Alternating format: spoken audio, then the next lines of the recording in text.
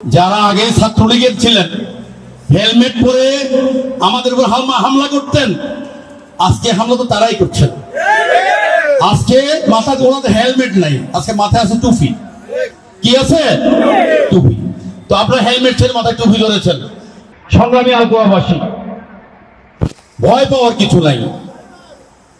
বাংলাদেশ জাতীয়তাবাদী দল চতুর্থবারের মতো ক্ষমতায় আসবে।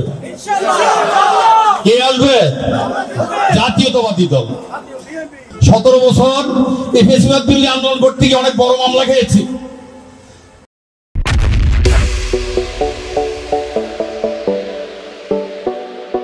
চৌদ্দগ্রামের রাজনীতি থেকে আমাকে বিতাড়িত করার জন্য যে মামলাটি দেওয়া হয়েছে, সেই মামলার যদি বিচার হতো এতদিনে ফাঁসির কাছে ঝুলতাম। কি দেখাচ্ছেন? শহীদ রাষ্ট্রপতি জিয়া রহমানের এই দল শত সহস্র চৌদ্দগ্রামে এখানে নেতা কর্মী আছে। কয়জনকে মারবেন? কয়জনের গায়ে হাত তুলবেন? কয়জনকে রক্তাক্ত করবেন?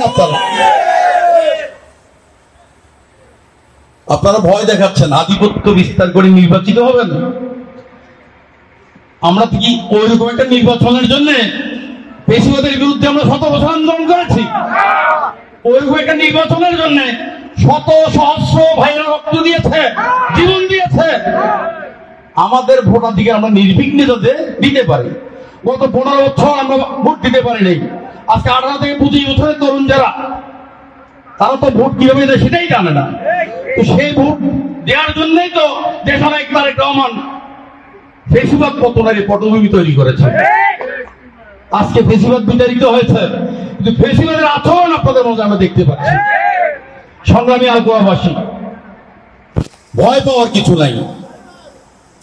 বাংলাদেশ জাতীয়তাবাদী দল চতুর্থবারের মতো ক্ষমতায় আসবে। কে আসবে? জাতীয়তাবাদী দল। অতীতে আমরা বর্গা দিয়েছিলাম, ভোট দিয়েছিলাম।